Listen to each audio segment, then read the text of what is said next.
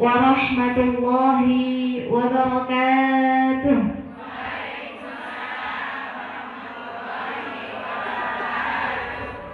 Waalaikumsalam. Iya. Kadang sudah tahu tapi karena kebiasaan. Saya ulangi ya.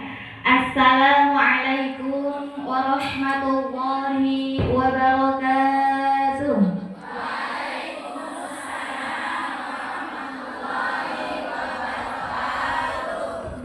Alhamdulillahirabbil alamin. Assalatu wassalamu ala rasulillahil karim wa ala alihi wa sahbihi ajma'in. Qala Allah ta'ala fil Qur'anil Karim ba'da a'udzu billahi minasy syaithanir rajim. Bismillahirrahmanirrahim.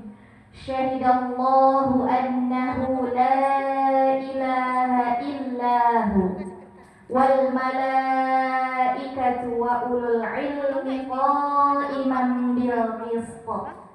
La ilaha illa huwal azizul hakim.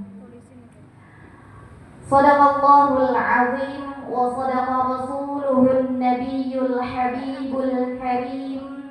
Wa nahnu ala dhalika minasy syahidin wasyakirin. Walhamdulillahi rabbil alamin. Pertama-tama yang terhormat Ibu Ketua Majelis Taklim apa namanya? Ya. Ayo kenapa beda? Oh gabungan. Gabungan, masya Allah. Berarti ada beberapa ketua Majelis Taklim di sini ya. Mana ketua-ketuanya? Yo, yang mana? Oh, yang ketujuh, oh bertiga. Masya Allah. Berempat. Berapa orang ketuanya? Oh 3. Satunya? Masya Allah. Oh ini satunya, Masya Allah. Kita doakan bersama-sama semoga para ketua-ketua ini tetap muda ya. Jadi biar namanya aja ketua ya. Karena nggak bisa diganti jadi pemuda soalnya ya. Insya Allah kita doakan semoga beliau semua senantiasa diberikan sehat walafiat oleh Allah Subhanahu wa Ta'ala, diberikan keridhaan dalam kehidupannya, diberikan kelancaran dan kelapangan dalam rezekinya, insya Allah dimasukkan ke dalam surganya Allah tanpa hisab. Amin amin ya rabbal alamin. Yang berikutnya yang saya hormati juga ibu-ibu RT-nya atau ibu RW-nya ada? Mana orangnya? Mana penampakannya? Oh ini dia penampakannya ya. Masya Allah. Kita doakan juga semoga beliau senantiasa diberikan sehat walafiat oleh Allah Subhanahu wa Ta'ala, diberikan kelancaran rezeki, diberikan rahmat oleh Allah Subhanahu wa Ta'ala, diberikan keridhaan oleh Allah Subhanahu wa Ta'ala. Dan juga tentunya yang terhormat ibu-ibu ustazah, para guru yang hadir pada kesempatan kali ini, yang mungkin tidak saya sebutkan namanya, tapi insya Allah saya tetap ta'zimi. Kita doakan bersama-sama semoga beliau semua diberikan oleh Allah syafaat di yaumul akhir nanti, karena perjuangannya dalam mengajarkan agamanya Allah, dalam mengajarkan Al-Quran, dan semoga beliau termasuk ke dalam golongan ahlul Quran. Amin amin ya rabbal alamin. Dan juga yang berbahagia, yang saya banggakan seluruh hadirin, wanita-wanita solihah calon penghuni surga. Insya Allah. Mau jadi calon penghuni surga Bu? Mau jadi bidadari Bu? Wajahnya bidadari seperti apa Bu? Cantik. Ya, apalagi wajahnya bidadari selain cantik? Putih. Bercahaya. Apalagi wajahnya bidadari? Intinya wajahnya bidadari itu senantiasa diliputi oleh kehangatan ya Bu ya. Jadi kalau orang melihatnya pasti ada ketenangan ya Bu. Ibu-ibu nih pengen jadi bidadari surga katanya. Coba tanya sama temannya sebelah kanan kirinya, wajahnya sudah menenangkan belum? Ayo, tanya, jawabnya yang jujur. Kadang-kadang Bu, kalau nanya sama temannya yang sebelah atau tanya sama tetangganya, kadang suka bohong jawabnya. Kalau pengen jawaban yang jujur, coba tanya sama anaknya.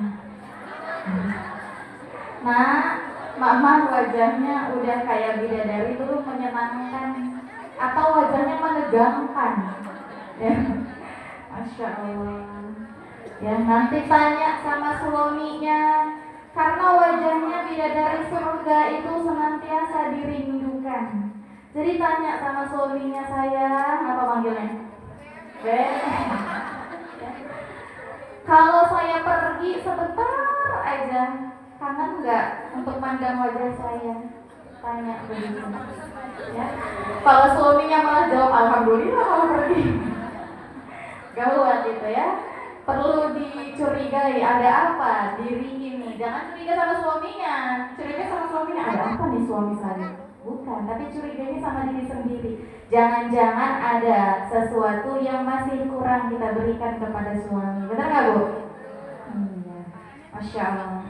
Ya, jadi kita berdoa semoga kita semua bisa menjadi calon penghuni surga yang nanti tinggal di dalam surga Allah, menjadi bidadari-bidadari surga.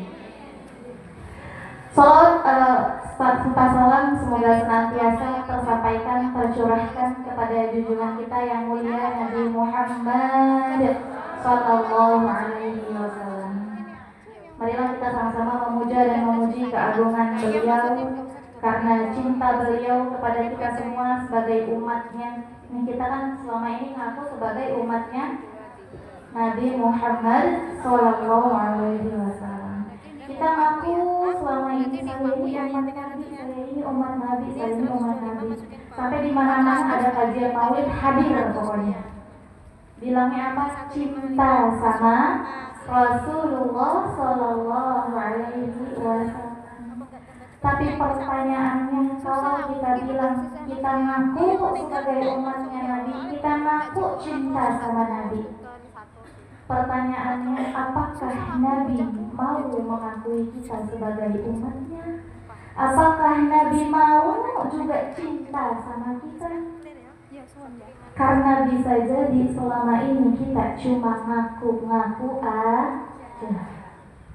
Ngakunya cinta Nabi, ngakunya umatnya Nabi Muhammad SAW, tapi ternyata sunnah-sunnah yang beliau ajarkan sering kita tinggalkan. Salah satunya adalah sunnah untuk senantiasa tersenyum. Ini saya ngomong gini aja masih ada yang cemberut. Padahal udah diingetin Bu. Emang ibu-ibu tuh kurang peka sebenarnya ya. Tapi sering nyalahin suaminya nggak peka. Ayo ibu, mana senyumnya? Ya, senyum dulu Bu. Ini saya lihatin satu-satu nih. Yang gak senyum saya suruh maju, temenin saya di depan sholawatan. Masya Allah. Coba kasih senyum terbaik dulu sama tetangganya kanan kirinya. Ya, kasih senyum terbaik dulu. Ya, Masya Allah. Karena senyum itu adalah sedekah. Ibu ada yang belum sedekah hari ini? Insya Allah jadinya udah semua kan? Karena sudah tersenyum. Jangan pelit sama senyum ya Bu ya.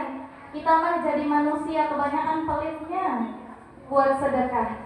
Senyum yang gak pakai mengeluarkan uang aja kita pelit. Pokoknya dari saya ngomong nih sampai nanti saya salam terakhir, senyumnya jangan luntur. Senyum terus ya Bu ya. Kering giginya. Saya kan suruh senyum, bukan nyengir. Ya, kalau nyengir baru kering giginya nanti. Masya Allah.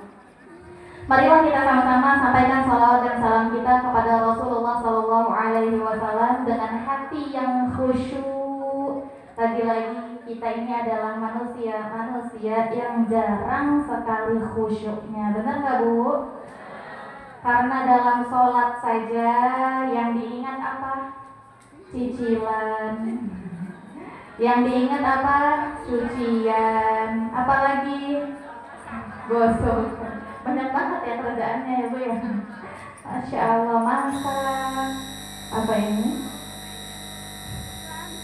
Kita iklan dulu ya. Masya Allah. Tuh. Sampai diiyakan sama speaker. Betul. Masya Allah. Saking jarangnya kita untuk khusyuk, berdoanya saja hanya cuma di lisan. Benar nggak? Padahal pengen banget, minta banget. Tapi kalau berdoa nggak pakai khusyuk, giliran nggak dikabulin, nanya, ya Allah kenapa sih doa saya nggak dikabulin? Padahal cara doanya seperti apa? Apakah doanya menghadirkan hati atau tidak? Kan seperti itu ya Bu ya. Maka dari itu saya mengajak hari ini, saya mengajak diri saya sendiri dan kita semua untuk memaksa diri kita bisa khusyuk. Karena saat ini kita sedang berada di majelis ilmu yang kata Allah kalau majelis ilmu itu adalah taman-taman surga yang Allah titipkan di dunia. Jadi saat ini kita sedang berada di taman surga. Ya Bu ya. Masya Allah, taman surga itu indah sekali. Dan di tempat ini, di majelis ilmu, insya Allah kita ini sedang dikelilingi oleh malaikatnya Allah.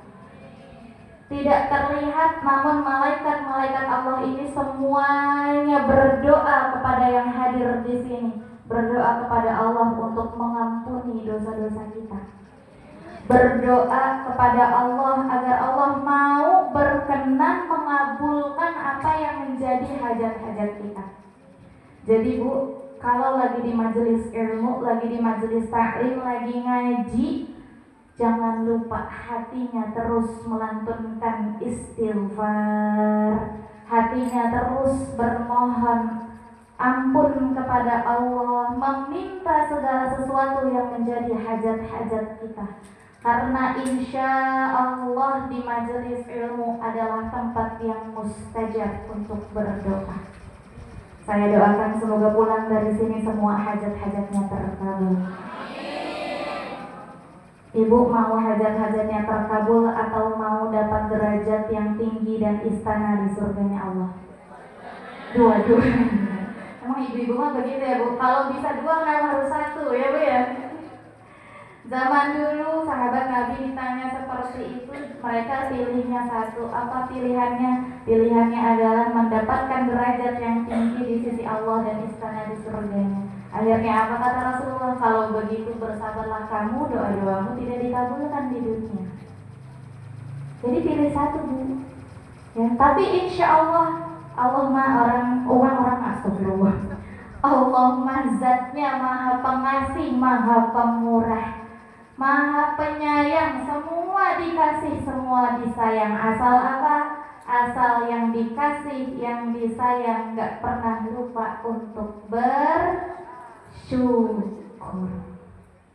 Kita udah bersyukur belum Bu?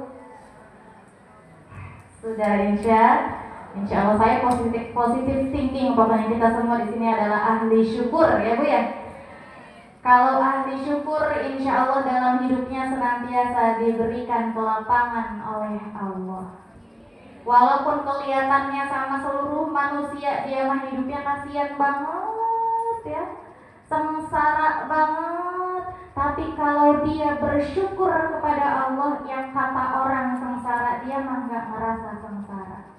Yang kata orang menyedihkan hidupnya, dia mah gak merasa sedih hidupnya.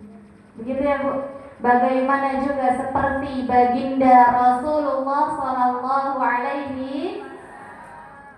beliau perjuangannya seperti apa Bu? Kalau kita ingat-ingat lagi kisahnya, Rasulullah itu tidak pernah merasakan bahagia dalam hidup. Kalau kita ingat-ingat, kenapa? Hidupnya dipenuhi oleh tekanan-tekanan dari kaumnya. Kemudian ada tekanan-tekanan dakwah. Beliau harus bisa menyampaikan ajaran-ajarannya Allah, menyampaikan Al-Quran, sampai segitunya diperangi oleh kaumnya sendiri. Coba bayangkan. Rasulullah SAW tidak pernah merasakan kesenangan dalam hidupnya. Yang dialami adalah kepedihan, penderitaan, perjuangan, pengorbanan sampai akhir hayatnya. Coba bayangkan, Bu. Tapi karena Rasulullah SAW adalah seorang yang mulia, beliau adalah seseorang yang dijamin surga oleh Allah. Kita tidak boleh lupa bahwa seorang Nabi, Rasulullah pun adalah manusia. Tapi manusia yang dijamin oleh Allah surganya, yang dijamin oleh Allah diampuni segala dosa-dosanya, bahkan tidak mungkin melakukan dosa. Karena apa? Karena akhlaknya beliau Rasulullah SAW. Tapi beliau ketika dalam hidupnya penuh dengan cobaan, penuh dengan ujian, ya Bu ya. Kalau misalnya kita ingat lagi saat Rasulullah dilempari batu di Taif, saat beliau diasingkan, tidak mendapatkan makan dan minum, semua yang mengikuti beliau diasingkan, diboikot istilahnya Bu, selama 3 tahun, kelaparan dan lain sebagainya, banyak yang meninggal pada saat itu. Begitu pedih dan menderita kehidupan beliau dari sejak beliau kecil. Tapi pernah nggak Rasulullah mengeluh, Bu? Rasulullah tidak pernah mengeluh karena rasa syukur. Justru malah Rasulullah sedang sholat. Pernah suatu ketika Rasulullah sedang sholat malam, kemudian Siti Aisyah itu tidak sengaja dalam suatu riwayat tangan atau kakinya itu menyentuh kakinya Rasulullah. Ya. Kalau keadaannya seperti itu, Bu, lagi sholat, terus abis itu tiba-tiba kesentuh kakinya Rasulullah sama Aisyah, itu tandanya apa, Bu? Tandanya ruangannya sangat sempit. Buat selonjoran aja susah. Iya. Sangat sempit, selonjoran susah, 4S. Kemudian akhirnya Siti Aisyah pun bangun pada malam itu melihat Rasulullah sedang melaksanakan sholat. Selesai Rasulullah sholat, Siti Aisyah langsung nanya sama Rasulullah, "Ya Rasulullah, ya Habibullah, engkau ini kekasih Allah, engkau ini sudah diampuni oleh Allah segala dosa-dosanya, engkau dijamin surganya oleh Allah, engkau dikatakan sebagai manusia yang paling mulia di muka bumi ini. Tapi kenapa ya Rasulullah, kenapa engkau sholat sampai segininya, kakinya sampai bengkak-bengkak?" Kita ada nggak yang sholat sampai kakinya bengkak, Bu? Yang ada udah bengkak jadinya nggak sholat. Sholatnya duduk, ya Bu ya. Bengkak gara-gara apa? Rematik, asam urat. Masya Allah. Kalau Rasulullah beda, Rasulullah bengkak kakinya karena sholat. Akhirnya apa jawaban Rasulullah?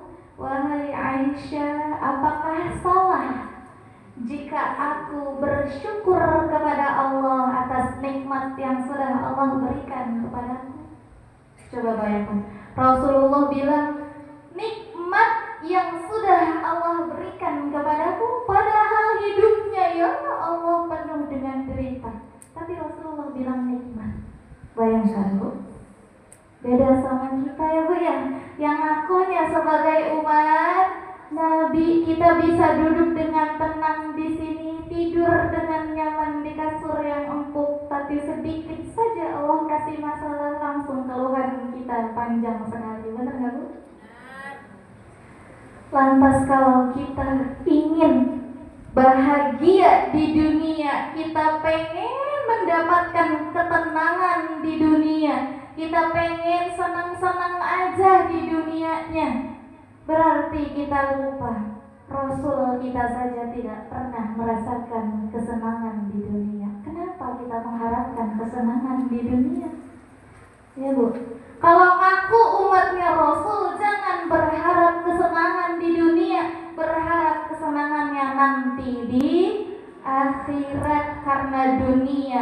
bagi seorang muslim adalah penjara. Jadi jangan mengharapkan bahagia di dunia ya Bu ya. Tapi kan kita kalau berdoa mintanya apa? Ya Allah berikan saya kebahagiaan di dunia. Pengennya bahagia terus, benar gak Bu? Iya. Tapi jangan pernah lupa ketika Allah berikan masalah, ujian dan cobaan, bersyukurlah kepada Allah. Tandanya apa? Tandanya kebahagiaannya sedang disimpan untuk di akhirat nanti. Ya Bu ya. Jangan sampai kita di dunia udah kebanyakan bahagianya, di dunia udah kebanyakan senangnya, akhirnya bahagianya, senangnya habis di dunia. Di akhirat tinggal sengsaranya. Na'udzubillah, summa na'udzubillah. Ya, kita berharap semoga di dunia dan di akhirat Allah berikan kasih sayangnya kepada kita bisa bahagia dunia dan akhirat ya Bu ya. Insya Allah. Kuncinya jadilah orang yang bersyukur. Masya Allah, pada pagi menjelang siang hari ini, itu tadi baru muqaddimah ya Bu ya. Semoga muqaddimahnya bisa membuat hati-hati kita menjadi khusyuk. Kita ingat lagi, kita tautkan lagi hati kita kepada Rasulullah Sallallahu Alaihi Wasallam. Bu, pada hari ini majelisnya kalau saya bilang adalah majelis yang istimewa. Kenapa istimewa? Bukan karena saya yang saat ini sedang dipandang, tapi istimewanya majelis pada hari ini adalah karena bertepatan juga kita sedang memperingati Maulid Nabi Muhammad Sallallahu Alaihi Wasallam. Kalau ada berita peringatan tentang Maulid Nabi, kita harusnya seperti apa Bu? Hati kita bergembira, hati kita senang luar biasa. Ya Bu ya. Kenapa dikatakan seperti itu? Karena biasanya kalau kelahiran Nabi Muhammad SAW, bahkan seseorang yang saat hidupnya sangat memusuhi Rasulullah, Abu Thalib, Abu Jahal maksud saya, sangat memusuhi Rasulullah ya Bu. Apa yang beliau lakukan ketika kelahiran Nabi Muhammad SAW? Sangat-sangat bergembira. Abu Jahal itu waktu Rasulullah lahir langsung diumumin sekota Mekah, keliling dia. Ponakanku sudah lahir, ponakanku sudah lahir. Bahagia, saking bahagianya. Tapi ketika hidupnya ternyata malah jadi musuh yang paling pokoknya ya Bu ya. Kemudian dari zamannya Nabi Adam sampai dengan zamannya Nabi yang terakhir sebelum Nabi Muhammad, mereka semua juga bahagia dengan kabar kelahiran Rasulullah. Inilah salah satu kemuliaan dari Rasulullah Muhammad SAW. Apa? Yaitu ketika Nabi Muhammad SAW belum lahir, dan semua nabi yang diutus oleh Allah dari zamannya Nabi Adam, jumlah nabi dan rasul ada berapa Bu? 25 itu yang wajib kita ketahui. Tapi yang gak kita tahu ada berapa jumlahnya? Namanya kan gak tahu. Kok jadi tahu? Iya, jumlahnya ribuan, bukan ratusan. Ya, ribuan. Ada yang mengatakan 2000 sekian, 1000 sekian, ya. Banyak sekali jumlahnya. Sedangkan rasul-rasul pun juga banyak jumlahnya, ribuan. Kemudian sebelum para nabi dan para rasul itu diutus oleh Allah menjadi utusan, ternyata ada perjanjian dulu sama Allah. Apa perjanjiannya? Perjanjiannya adalah kata Allah, ketika engkau kuberi hikmah dan ilmu, maksudnya diangkat menjadi nabi, engkau harus berjanji ketika nanti di zamanmu bersamaan dengan zamannya Nabi Muhammad SAW, maka gelar kenabianmu menjadi gugur dan engkau harus menjadi umatnya. Contohnya, ibaratnya begini, Allah bilang sama Nabi Adam, kalau Nabi Adam menjadi seorang nabi, kemudian ketika saat Nabi Adam menjabat sebagai nabi, pada zaman itu lahir seorang nabi bernama Muhammad sallallahu alaihi wasallam. Kemudian pada zaman itu juga Rasulullah diangkat oleh Allah menjadi seorang nabi dan rasul, maka Nabi Adam sudah tidak bisa lagi menjadi seorang nabi. Nabi Adam harus menjadi umatnya Nabi Muhammad SAW. Begitu perjanjiannya. Kepada seluruh nabi yang jumlahnya kita tidak ketahui berapa banyaknya itu, semuanya dikasih perjanjian seperti itu. Loh, kalau misalnya ada perjanjian seperti itu, berarti Allah nggak tahu dong Nabi Muhammad kapan lahirnya. Bukan begitu ya Bu ya? Allah memang tahu kapan Nabi Muhammad lahir, kapan Nabi Muhammad diangkat menjadi seorang nabi dan rasul, ya. Tapi sengaja Allah sampaikan seperti itu kepada seluruh nabi yang diutus oleh Allah. Tujuannya adalah untuk memperkenalkan nama Muhammad.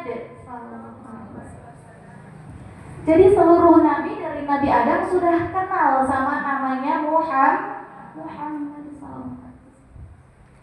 Jadi sebelum Nabi Adam diciptakan, justru sebetulnya ruhnya Muhammad, nurnya Muhammad itu sudah duluan Allah ciptakan.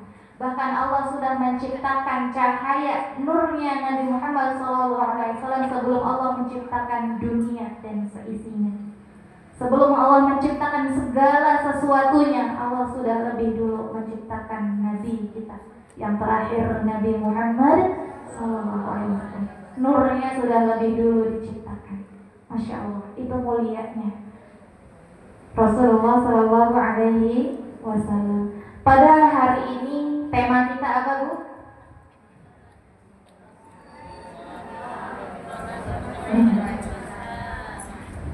Mana senyumnya? Baru berapa menit udah luntur senyumnya Ibu. Masya Allah. Meneladani Rasulullah sebagai suri tauladan sepanjang masa. Masya Allah. Suri tauladan itu apa Bu? Apa? Uswatun hasanah. Uswatun hasanah itu apa? Suri tauladan yang baik. Suri tauladan yang baik itu apa? Uswatun hasanah. Bolak-balik. Masya Allah, itu istiqomah banget pokoknya. Bolak-balik. Panutan, ada yang bilang junjungan, ada yang bilang contoh, apalagi Bu? Dan lain sebagainya. Bu, kira-kira kita sudah belum mencontoh Rasulullah SAW?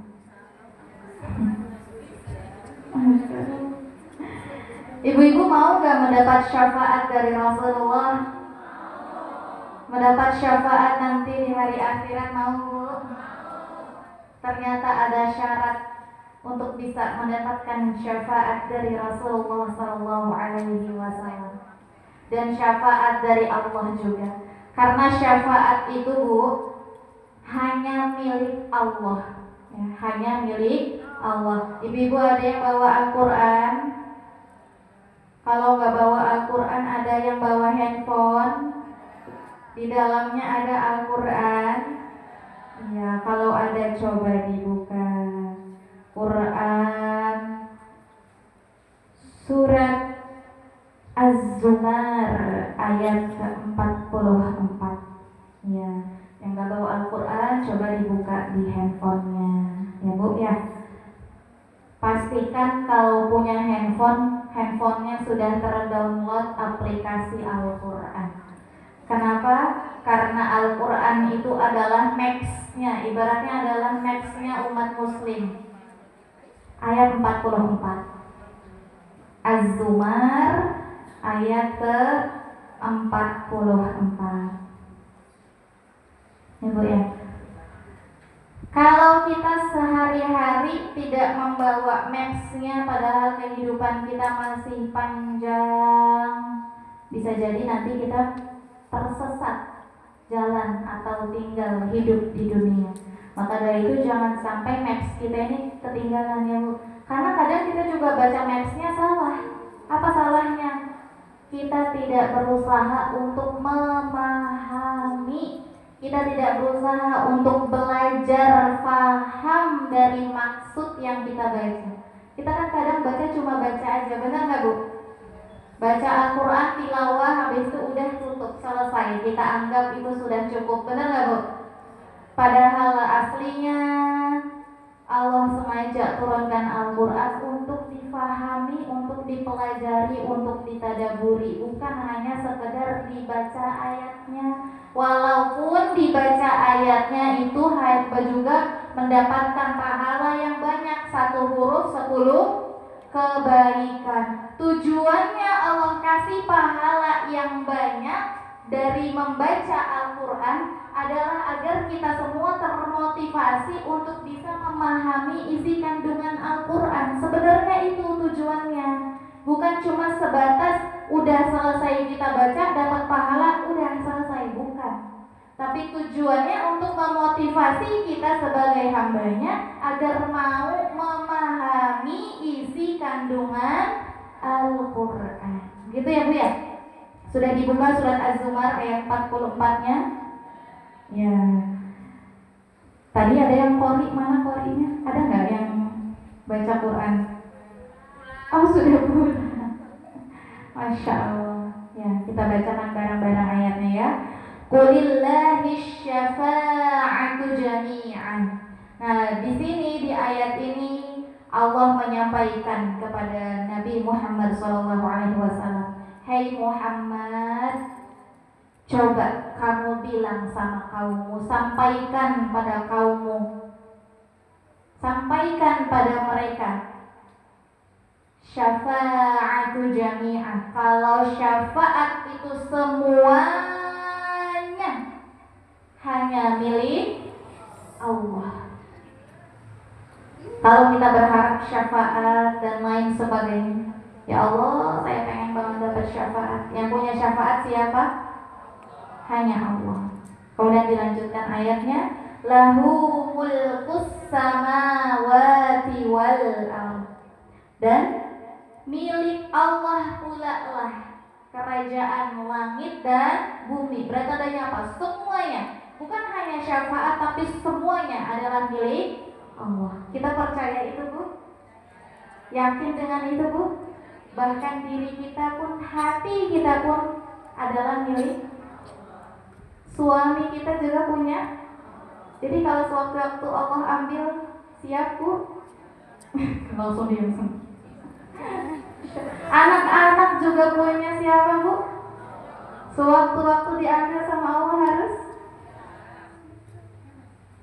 Karena semuanya kita cuma dipinjemin, kita nggak punya apa-apa. Bahkan diri kita sendiri bukan punya kita. Jangan sampai kita merasa milik. Semakin kita berasa memiliki, semakin kita merasa memiliki sesuatu, semakin cepat Allah ambilnya. Karena apa? Karena Allah itu sebetulnya Maha Pencemburu. Allah nggak mau diduakan cintanya. Allah nggak mau kita lebih mencintai sesuatu melebihi cinta kita kepada Allah. Tapi kenyataannya Bu, sekarang kita kadang lebih cinta pada sesuatu yang ada di dunia. Benar apa benar? Jujur ini ya.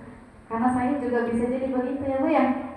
Maka dari itu kita kembalikan lagi agar kita bisa berusahalah kita agar bisa mencintai Allah lebih dari cinta kita kepada apapun yang ada di dunia ini. Ya Bu. Ya, dalam ayat disebutkan summa ilaihi turja'un, kemudian hanya kepada Allah lah semua itu dikembalikan. Berarti kalau kita sudah tahu nih Bu, syafaat itu hanya punya Allah. Berarti apa yang harus kita lakukan kalau kita ingin mendapatkan syafaat? Harus ya, kita harus benar-benar membuat Allah cinta dulu sama kita. Ya Bu ya. Kalau kita mau dapat syafaatnya Allah, kita buat dulu Allah cinta sama kita. Karena siapapun yang mencinta, dia pasti akan rela memberikan apapun bagi yang dicintanya, benar gak? Kalau Allah udah cinta sama kita, kita mau minta apa aja, kira-kira Allah kabulin gak? Kabulin. Kalau saat ini banyak permohonan kita yang belum dikabulkan sama Allah, bisa jadi jangan-jangan Allahnya belum cinta. Kalau mau semuanya dikabulkan, mau semuanya dimudahkan, mau semuanya dibantu sama Allah, buat Allah cinta dulu sama kita. Dan permohonan yang paling besar yang kita inginkan adalah mendapatkan syafaat nanti di yaumul akhir. Berarti cintanya Allah ke kita juga harus besar dulu, benar gak Bu? Buka sekarang Quran surat Ali Imran ayat ke-31. Ya. Ali Imran ayat ke-31. Qul in kuntum tuhibbunallah. Allah bilang lagi sama Nabi Muhammad, "Hei Muhammad, katakan sama kaum, bilang sama mereka, kalau mereka mencintai Allah." Nah kan kita selama ini ngakunya cinta sama Allah, benar gak Bu? Kita selama ini ngakunya, ya Allah saya mencintaimu, ya Allah saya mencintai Rasulmu, begitu ya? Di sini di ayat ini Allah sindir langsung, Muhammad bilang sama kaummu semuanya, kalau mereka cinta sama aku, kata Allah, cinta sama Allah, fattabi'uni, bilang sama mereka, suruh mereka ikutin kamu. Jadi kata Rasulullah apa? Ikuti aku. Qul in kuntum tuhibbunallaha fattabi'uni. Jadi Rasulullah bilang sama kaumnya, hei kaumku, kalau kalian semua cinta sama Allah, ikuti aku. Ikuti aku. Apa maksudnya ikuti aku, Bu? Maksudnya apa? Kemanapun Rasulullah jalan diikutin kita? Enggak ya? Apa maksudnya diikuti? Suri tauladan. Kita harus mengikuti Rasulullah SAW. Kayak kata Rasulullah kerjain, kita kerjain. Yang kata Allah jangan kerjain, kita tinggalkan. Gampang gak Bu? Gampang kan? Ngomongnya gampang ya Bu, Masya Allah. Kemudian apa ayat dilanjutkan? Yuhibbukumullah, niscaya Allah akan mencintai kalian. Nah, ini kuncinya. Tadi kan kalau mau dapat syafaat dari Allah, tadi syafaat itu hanya milik Allah. Kalau kita mau mendapatkan syafaatnya, kita mau dikabulkan segala hajat-hajatnya, mau dibantu dalam segala urusannya, dimudahkan dalam segala persoalannya, buat Allah cinta dulu sama kita. Di ayat ini dijelaskan gimana caranya Allah bisa cinta sama kita. Caranya adalah dengan mengikuti tuntunan yang sudah dicontohkan oleh Rasulullah Sallallahu Alaihi Wasallam. Kemudian dilanjutkan ayatnya, pasti kalau kita sudah mengikuti tuntunan dari Rasulullah, tidak mungkin kalau Allah nggak cinta sama kita. Ya Bu ya. Wa yaghfir lakum dzunubakum, udah mah Allah cinta, Allah kasih ampunan kepada kita dari dosa-dosa kita, dan ampunannya itu menyeluruh.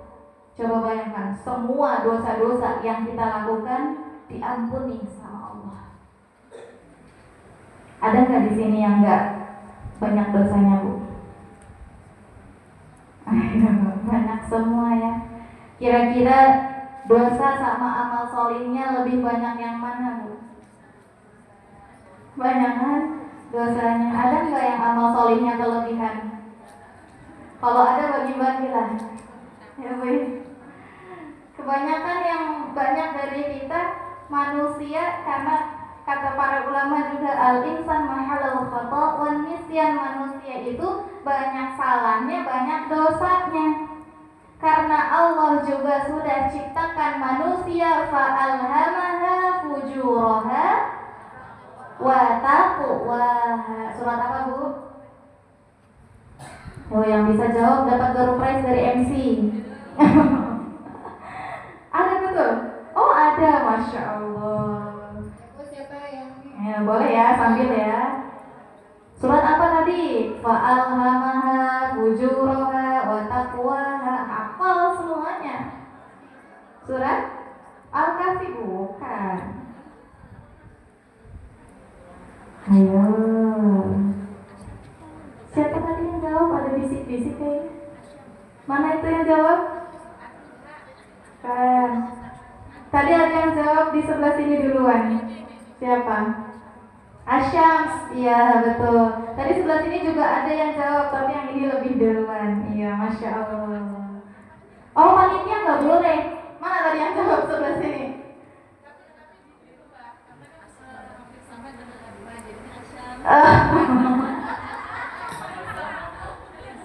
Jadi gimana ini para juri?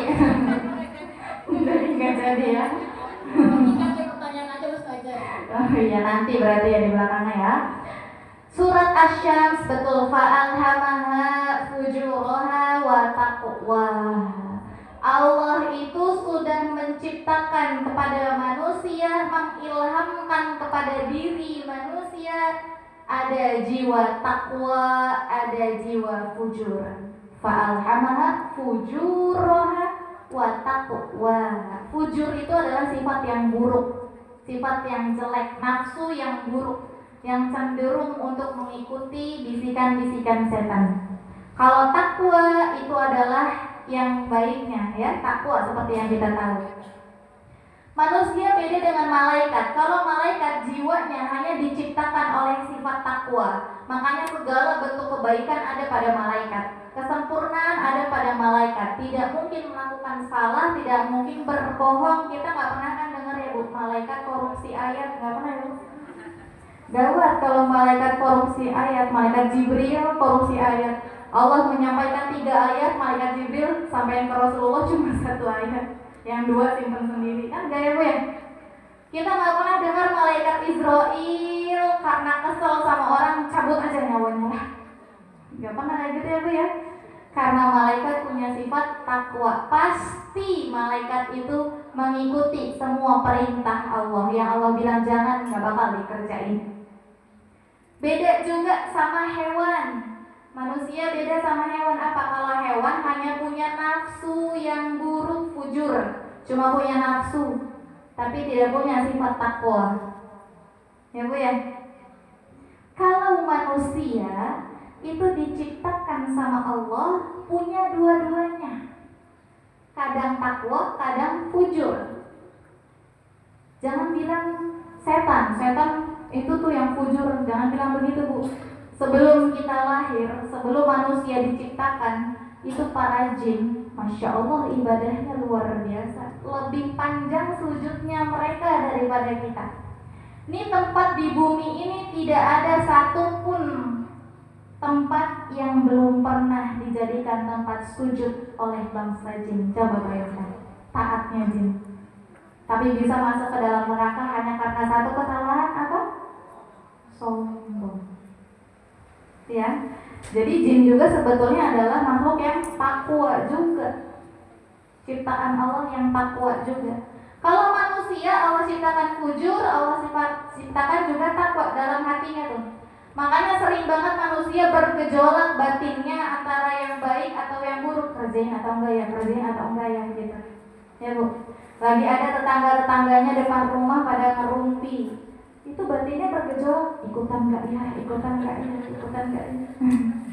Ya Bu ya. Udah enggak ada sekarang mah ya Bu ya, yang ngerumpi-ngerumpi. Iya, alhamdulillah. Soalnya sekarang grup WA udah banyak. Ngerumpinya pakai jemput. Pindah ngerumpinya ya, masya Allah. Dan karena manusia diciptakan sama Allah, diilhamkan oleh Allah 2 sifat itu, maka tentunya manusia perjuangannya besar sekali. Makanya sampai Allah bilang manusia itu makhluk yang paling mulia. Karena sudah diciptakan dengan 2 sifat itu, bagi mereka yang berhasil memenangkan sifat takwanya, Dalam ayat ini surat Al-Imran ayat ke-31 berhasil mengikuti tuntunan dari nabinya yang dibilang mulia juga. Nah, Nabi Muhammad SAW ini sudah berhasil menidurkan atau bahkan memusnahkan, mematikan sifat fujurnya. Jadi yang ada pada diri Rasulullah SAW hanya sifat takwa. Nah, kita harus ngikutin begitu tuh. Kita bunuh sifat fujurnya. Jadi sifat fujur itu berlainan dengan sifat takwa. Kalau sifat takwanya lagi ada masalah, sabar. Sifat fujurnya berarti mengeluh. Kalau sifat takwanya jujur, berarti sifat fujurnya bohong. Kalau sifat takwanya lembut, berarti sifat fujurnya kasar. Kalau bahasa orang Jermannya gogorobokan kalau ngomong. Ya, ada yang begitu Bu, apalagi kalau punya anaknya udah 3, masih kecil-kecil semua tuh. Ya, Masya Allah. Jadi sifat fujur pasti berlainan dengan takwa ya. Sifat takwa itu adalah semua yang baik-baik, ya Bu ya. Gitu. Nah, kemudian kita diperintahkan oleh Allah dalam ayat ini untuk mengikuti Rasulullah Shallallahu Alaihi Wasallam agar kita selamat mendapatkan syafaat dari Allah. Mau nggak gue dapat syafaatnya Allah? Mau nggak masuk ke surga tanpa hisab? Bisa. Caranya buat Allah cinta kepada kita, insya Allah. Pernah suatu ketika Ali bin Abi Thalib, kenal Ali bin Abi Thalib Bu? Kenal ya. Di mana kenalannya? Ya, tidak kenal tapi tahu ceritanya, ya. Jadi yang kita kenal adalah sifat-sifatnya, bukan kenal sama orangnya, ya Bu ya. Ali bin Abi Thalib punya anak siapa Bu? Ya. Hasan Husain. Berarti Hasan Husain ini siapanya Nabi? Cucunya Nabi. Pernah suatu ketika Hasan ini nanya, Husain ya, Husain itu nanya sama ayahnya, wahai ayahku, aku mendengar orang-orang Arab semuanya itu cerita tentang Rasulullah, mengagung-agungkan Rasulullah kakekku. Mereka sangat-sangat, kalau ibaratnya kalau bahasa kita zaman sekarang tuh kayak ngefans banget lah sama Rasulullah. Akhirnya Husain nanya, wahai ayahku, memangnya akhlak Rasulullah itu, kepribadian Rasulullah itu seperti apa? Dijawab sama Ali bin Abi Thalib. Ini yang pengen kita dapatkan, ya Bu ya. Seperti apa Rasulullah itu? Kemudian dijawab, wahai anakku Husain, Rasulullah Muhammad SAW, kakekmu itu adalah seseorang yang sangat-sangat mulia. Banyak sekali kemuliaan-kemuliaannya yang saya bawa ke sini 5 aja, ya Bu ya. Kalau saya bawa semuanya, nggak cukup saya ngomong sampai 1 minggu, karena akhlaknya Rasulullah luar biasa. Saya bawa ke sini 5. Insya Allah 5 ini kalau diamalkan sepanjang hidup kita selamat, ya Bu ya. Selamat di dunia, selamat juga di akhirat. Yang pertama Rasulullah menjawab, Ali bin Abi Thalib, Masya Allah, udah mulai gak fokus ini. Coba mana dulu senyumnya Bu? Ya, bisa jadi gak fokus gara-gara senyumnya luntur nih ibu-ibu nih. Yang pertama adalah kata Ali bin Abi Thalib, sifatnya Rasulullah yaitu daimal bishri. Apa itu daimal bishri? Artinya adalah selalu menggembirakan kehadirannya. Nah, ini perlu kita contoh Bu. Rasulullah Shallallahu Alaihi Wasallam itu suatu ketika diceritakan para sahabat Nabi saat sedang berkumpul, mereka ini sedang sedih, ya, meratapi kehidupan, pokoknya perjuangan dakwahnya sedang mereka ratapi. Kemudian ketika datang Rasulullah, hati mereka otomatis langsung bergembira. Hati mereka otomatis langsung merasakan senang luar biasa. Kita sudah belum Bu menjadi orang yang menggembirakan Bu? Sudah belum kehadiran kita dinanti-nantikan, Bu?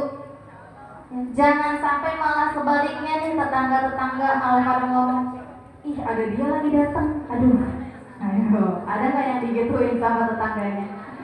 Nggak tahu kita mah, kan tetangga ngomongnya di belakang. Ya Bu ya. Jadilah kita perempuan-perempuan yang dinanti-nantikan kehadirannya. Ini sama tetangga kita kalau lagi pada mukul-mukul, ih kalau nggak ada dia mah nggak enak, nggak seru. Ay, Masya Allah. Sifatnya Rasulullah seperti ini. Kehadirannya selalu ditunggu-tunggu, kehadirannya selalu dinanti-nantikan. Gak usah deh kita ngomong kepada tetangga, sama keluarga coba. Keluarga kita, suami, anak-anak, sudah belum mereka menanti-nantikan kehadiran kita?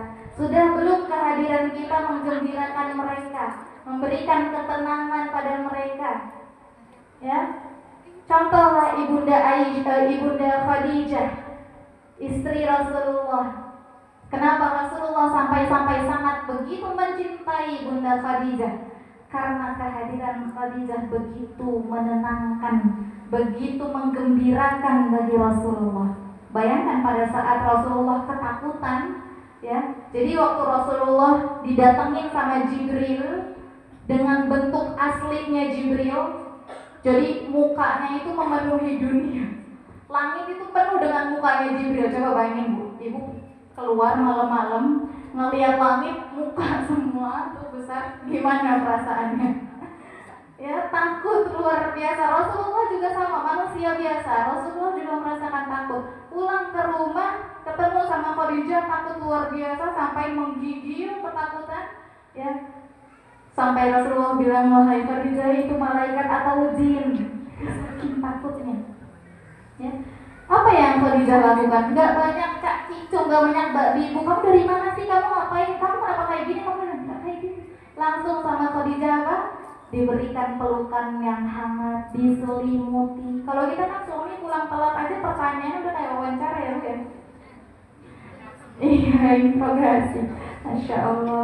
Kalau Khadijah tidak memberikan ketenangan, kehadirannya menenangkan, menggembirakan. Sama seperti Rasulullah juga seperti itu. Kehadirannya menenangkan, menggembirakan. Daimal bishri. Ini yang pertama, kita harus bisa menjadi seperti itu ya. Kalau kita belum menjadi seperti itu, berusahalah untuk menjadi seperti itu. Yang pertama, rubah dulu wajahnya. Bukan operasi plastik, bukan. Tapi apa? Wajahnya harus menyenangkan dulu. Kalau wajahnya sudah menyenangkan, maka perilakunya dirubah. Menyenangkan dulu. Jangan senangnya mengusik orang, ganggu-ganggu orang. Biar kehadirannya selalu dinantikan. Kemudian yang kedua yang saya bawa ke sini adalah yang paling penting, sahlal khuluqi. Apa itu? Punya akhlak yang bagus. Kalau bicara akhlak yang bagus, ini udah keseluruhan pastinya, ya Bu ya. Ketika berbicara, bicaranya santun. Ketika mengambil keputusan, keputusannya bijak. Ketika melihat seseorang ada yang melakukan kesalahan, apa yang dilakukan? Banyak pemaklumannya. Oh maklum, namanya juga manusia, pasti melakukan kesalahan. Jadi kalau tetangganya ada berbuat salah sama ibu, ya, ibu lagi di depan rumah, lagi nyiram tanaman, tetangganya lewat nggak tegur, malah melengos kepalanya. Apa yang dilakukan kalau akhlaknya bagus? Kenapa? Iya, harusnya berpositif thinking. Oh, bisa jadi lehernya lagi kunci stang, sakit leher nggak bisa nengok kiri. Ya. Oh, bisa jadi lagi buru-buru, pengen apa gitu ya. Pikirannya positif. Ya, kalau akhlaknya seperti itu, insya Allah kita bisa mengikuti tuntunan Rasulullah Shallallahu Alaihi Wasallam. Bagaimana akhlak kita kepada orang-orang yang membenci kita? Coba bayangkan, Rasulullah waktu itu kan dilempari batu di Taif, sampai-sampai malaikat penjaga gunungnya marah. Malaikatnya marah di situ. wahai Rasulullah, engkau ini utusan Allah, engkau yang dicintai oleh Allah. Bagaimana kalau gunung ini aku angkat, aku timpakan kepada mereka penduduk Taif? Mereka sudah kafir, mereka melempar-lempari engkau dengan batu, menyakiti engkau. Coba bayangkan, apa kata Rasulullah? Terhadap orang yang membenci beliau, beliau malah mendoakan kebaikan. Kita udah begitu belum, Bu? Sama orang yang sehari-hari pokoknya nyebelin banget deh, udah belum kita doain? Doainnya kebaikan apa keburukan? Seperti itu akhlak Rasulullah kepada orang yang membencinya, beliau senantiasa mendoakan kebaikan. Coba bayangkan ya. Kemudian akhlaknya Rasulullah kepada para istrinya. Kalau ini kita para istri, berarti akhlak kita kepada para suami kita. Suami kita masing-masing. Jangan suami kita barengan dong ya. Suami kita masing-masing. Bagaimana akhlak kita kepada para suami? Sudah belum kita menjadi wanita-wanita yang salihah? Pelayanan kita kepada suami udah kayak pelayanan hotel bintang 5 belum? Iya, bintang 7. Pusing, masuk angin. Puir ya. Insya Allah. Sudah belum akhlak kita kepada suami itu menjadi akhlak yang Masya Allah luar biasa sehingga suami sulit untuk berpaling? Pernah disampaikan oleh B.J. Habibie, tahu B.J. Habibie almarhum ya, Presiden Indonesia yang ketiga ya Bu ya. Masya Allah, beliau menyampaikan apa? Kecenderungan laki-laki itu adalah dua. Yang membuat seorang laki-laki bisa bertahan dengan satu wanita adalah karena akhlak dan perilaku wanita tersebut. Ini bisik-bisik aja ya, wah ada bapak-bapak. Ya Allah. Ibu takut kedengeran ke rumahnya ya. Nanti di rumah dituntut segala macam ya Bu ya. Iya. Masya Allah. Ya, karena ternyata laki-laki bisa bertahan dengan satu mencintai karena akhlak kita juga, maka kita harus menunjukkan akhlak yang terbaik di hadapan suami. Sebagaimana Rasulullah yang menunjukkan akhlak baik di hadapan istri-istrinya. Ya. Ini akhlak yang kedua. Apa namanya tadi? Sahal khuluq. Kemudian yang ketiga, layyinal janib. Nah, ini yang paling sering dilakukan kesalahannya sama para wanita. Apa? Lisannya terjaga. Layyinal janib. Lisannya terjaga. Tidak pernah lisannya ini ngomongin keburukan. Bahkan pada sesuatu yang kita anggap buruk sekalipun, lisannya harus tetap dijaga untuk tidak menyampaikan. Misalnya lagi jalan-jalan ketemu orang pakai baju kerudungnya kuning, bajunya hijau, kaos kakinya biru, roknya coklat. Ayo. Nah ini baru contoh langsung ucapkan rame am. Ayo. Kayak jemuran berjalan, nggak nyambung, langsung mulutnya. Nah ya kan, benar gak Bu? Ini biasanya yang paling sulit oleh para wanita nih, untuk tidak gampang berkomentar. Ya, kalau dalam hati ngebatin mah, ya udahlah nggak apa-apa ya, diwajarkan ya, namanya juga perempuan. Tapi jangan sampai nih lisan ikut-ikutan. Hati sudah ngebatin, enggak nyambung banget. Udah lisan diam. Jangan diterusin. Ya Bu ya. Masya Allah. Pernah juga suatu ketika Rasulullah nih didatengin oleh seseorang yang membawa anggur sepiring muncung. Waktu itu lagi di majelis Rasulullah bersama para sahabatnya lagi ngumpul-ngumpul. Tiba-tiba datang seseorang membawa anggur sepiring. Kemudian bilang sama Rasulullah, "Ya Rasulullah, ini saya bawa anggur untukmu. Tolong dimakan ya agar saya mendapatkan berkahnya ya Rasulullah." Kemudian diberikan kepada Rasulullah. Rasulullah makan anggurnya. Apa rasanya? Asam. Bu, ibu-ibu kalau makan yang asam-asam gimana mukanya, Bu? Ada mangga muda ya, dipotong, makan. Gimana rasanya? Asam. Wajahnya tidak bisa disembunyikan ekspresi asamnya, betul nggak, Bu? Tapi di situ Rasulullah makan sambil tersenyum. Bayangkan, acting, makannya sambil senyum. Terus para sahabat yang lain dalam hatinya pada ngomong, biasanya Rasul kalau dikasih sesuatu, dikasih makanan, itu kita biasanya dibagi, dapat berkahnya kita biasanya dibagi. Ini kita nungguin kok Rasul nggak bagi-bagi ya, makan sendiri aja terus makan sambil senyum. Ya, sampai para sahabatnya ngira, oh mungkin habis suapan yang ini nih kita dibagi. Oh habis yang ini, oh habis yang ini. Ternyata sampai habis itu anggur sepiring muncung, asem rasanya. Dimakan sambil tersenyum. Yang ngasih anggur kira-kira gimana perasaannya, Bu? Senangnya luar biasa, ya Allah, dikasih anggur, habis anggurnya sama Rasulullah, wajahnya gembira sekali lagi. Coba ya. Kemudian setelah orang yang memberikan anggur ini pergi, ya akhirnya para sahabat nanya, wahai Rasulullah, kok tumben? Biasanya bagi-bagi. Ini kenapa dihabiskan sendiri ya Rasulullah? Kan para sahabat bingung tuh, kenapa kok gitu ya? Akhirnya apa? Kata Rasulullah, wahai para sahabat, aku sedang berusaha menjaga perasaan seseorang yang memberi anggur itu dengan tidak mengucapkan kalimat-kalimat yang menyakiti hatinya. Kalau aku biarkan kalian memakan anggur ini, pasti wajah kalian tidak bisa disembunyikan. Asem kan namanya asem ya, pasti ada ekspresi asemnya begitu ya. Pasti kalian tidak bisa menyembunyikan ekspresinya.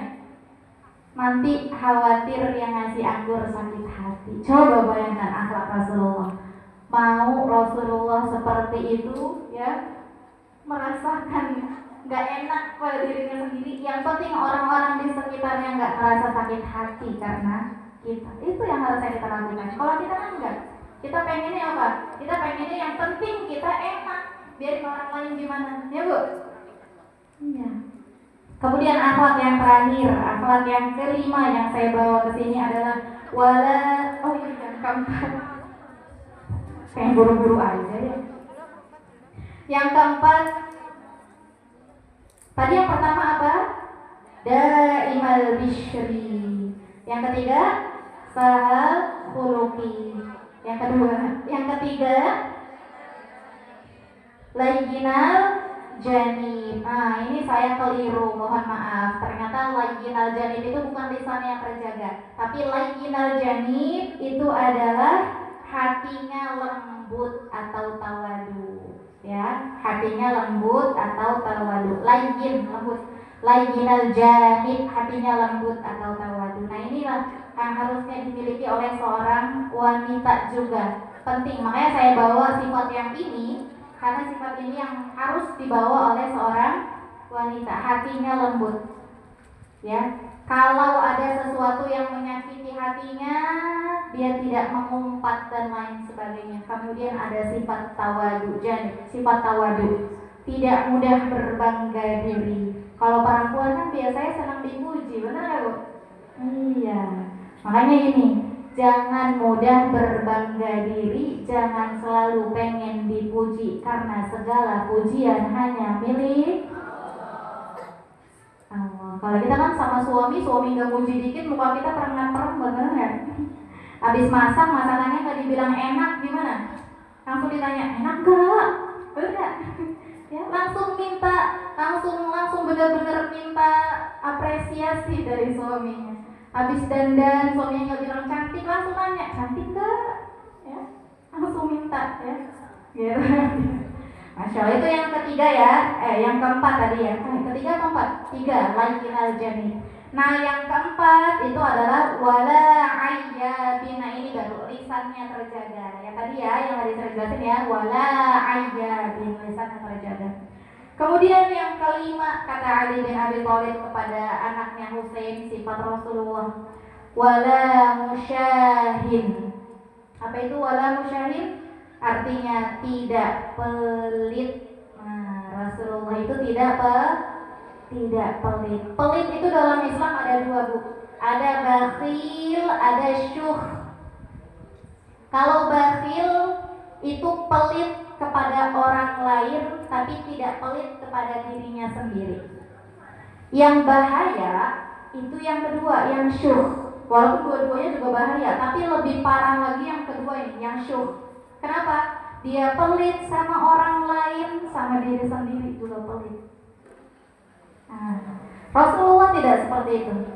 Ya, tidak pelit, mudah berbagi, apa aja dibagi. Bahkan saking Rasulullah sering bagi-baginya, tadi di kisah yang tadi sampai para sahabat heran, tumben Rasulullah nggak bagi-bagi gitu ya, Bu ya. Tidak pelit. Kalau kita, Bu, misalnya contohnya, Bu, lagi mau jalan-jalan RT atau jalan-jalan ibu majelis taklim mau menghadiri kajiannya ustazah siapa gitu, naik bis bareng-bareng. Ada nih, biasanya kan, oh saya nanti bawa lontong, oh nanti saya bawa kacang, saya bawa tahu isi, saya bawa lemper dan lain sebagainya. Oh saya bawa buah salad. Ada yang begitu ya, Bu, ibu-ibu? Bawa-bawaan macam-macam pokoknya ya. Ini orang yang si bakhil ini nih, dia bilang apa? Dia bawa lontong satu, dia bawa salad satu, dia bawa tahu isi satu, bawa air minum yang kecil. Bilangnya apa? Yang penting cukup buat gue sendiri. Yang lain mah udah banyak ini yang bagi-bagi. Ini bakhil. Dia bawa sesuatu yang seukuran mulutnya dia aja, yang muat buat dirinya aja. Buat orang lain udah biarin, yang lain aja yang bagi-bagi. Saya mah yang penting buat sendiri kenyang, begitu. Ini bakhil. Ada yang begitu, Bu? Ada. Ada tipe yang kedua yang syuh. Dia bilang apa? Orang-orang pada bilang, oh nanti saya bawa lontong ya Bu, tenang Bu, saya bawa air yang banyak Bu, tenang saya bawa salad yang banyak, tenang nanti saya yang kasih makan nasi buat makan siang. Semua berlomba-lomba. Kalau dia bilang apa? Di rumah udah ada yang bawa lontong, udah ada yang bawa nasi, udah ada yang bawa salad, saya bawa apa? Nggak usah bawa apa-apa lah, nanti juga kenyang. Datang ya, sampai akhirnya ibu-ibu kan biasanya ngasih tuh, ditaruh di pahanya. Ibu lontong taruh di pahanya, ibu salad taruh di pahanya. Sampai pahanya penuh sama makanan. Kata dia apa? Apa kata gua? Apa gua kata orang Betawi gitu ya? Gak bawa apa-apa juga kenyang kan? Ini ya, syuh, buat diri sendiri aja dia nggak mau bawa. Karena orang yang syuh ini lebih berharap dikasih, minta pengennya, mengambil manfaat sebanyak-banyaknya dari orang lain, tapi tidak mau memberikan manfaat dari dirinya sendiri. Ini orang yang syuh. Nah, ini yang harus kita jauhi, sifat seperti ini. Apa yang bisa kita bawa, bawa. Walaupun cuma bisa bawa air. Begitu kan Bu ya harusnya. Ya. Jadi ketika kita mencontoh Rasulullah SAW, 5 sifat ini yang saya bawa ke sini. Apa tadi yang pertama? Daimal bishri. Yang kedua, sahal khuluqi. Yang ketiga, layyinal janib. Yang keempat, wala ayyabin. Yang kelima, wala musyahin. Arti-artinya sudah dicatat sendiri ya Bu ya.